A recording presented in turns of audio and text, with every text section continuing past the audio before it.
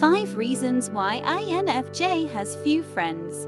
The INFJ is a quiet and mysterious idealist with a strong moral compass, also known as the advocate, the foreseer, the developer, or the counselor. The INFJ is more than just a dreamer, they are a doer. INFJ are creative and insightful, and they often yield the power of persuasion with their decisive and passionate nature. INFJ have unique personalities and many strengths. It can be very difficult for an INFJ to open up and be vulnerable with other people, because INFJ are very careful about who they let into their life.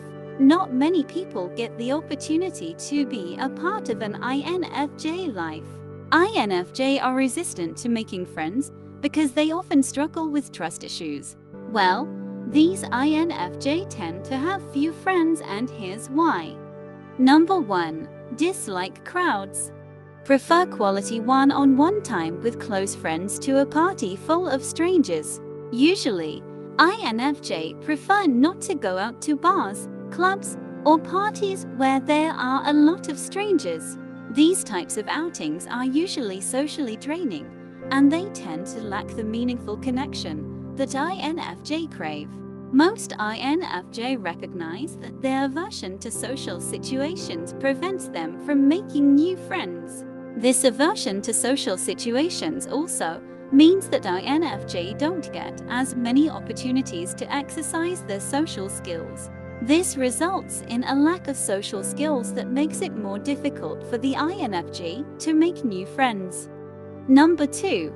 Selective about friendships. Being selective about friendships means that someone is careful and thoughtful about choosing who they become friends with. They may only want to be friends with people who share similar interests or values, or who they feel a strong connection with. It's like being picky about who you invite into your life as a friend. INFJ tend to be highly selective about the people they allow into their inner circle, as they value deep, meaningful connections with others. They may prefer to have a few close friends rather than many casual acquaintances. Number 3. They love giving criticism, but hate receiving it. Naturally, INFJ often share their ideas for change with others. Constructive criticism can be an extremely helpful tool, but INFJ prefer to be on the giving end of feedback and not the receiving end. INFJ tend to be very hard on themselves, and in the face of criticism from others, they become overly sensitive.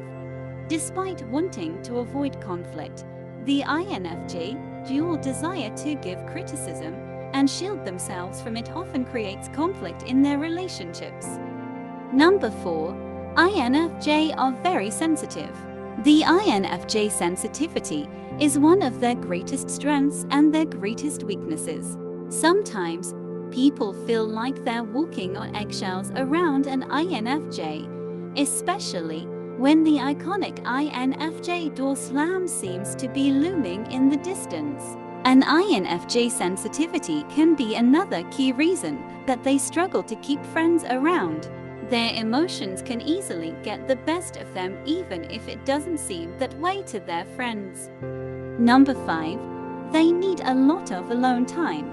As introverts and often highly sensitive people, INFJs need frequent alone time to soothe their senses, contemplate, and rest from the overwhelming outside world.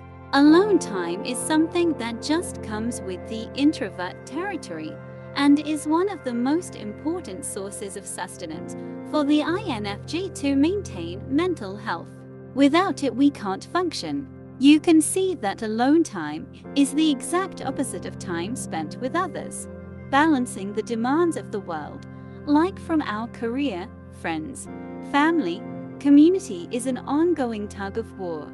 Many introverts find themselves therefore in a paradoxical bind. To function in society, you have certain social obligations. For instance, interacting or bonding with CEO workers on a daily basis, maintaining the romantic relationship with our partner, taking care of our children, attending birthdays from friends and family. Yet, as introverts, we need alone time to be able to handle all those social obligations. INFJs might have little or no friends. Due to their need for alone time leaves little room for social recreation. It's important to note that these potential challenges are not unique to INFJ and can be present in any individual, regardless of personality type. Additionally, it's important to remember that these are not definitive reasons why all INFJ have few or no friends, but rather potential areas of challenge that may require attention and growth in order to cultivate more fulfilling social connections. Ultimately, every individual is unique and may experience different challenges in forming and maintaining friendships. If you like the video, help subscribe, like, comment, and share. Thank you.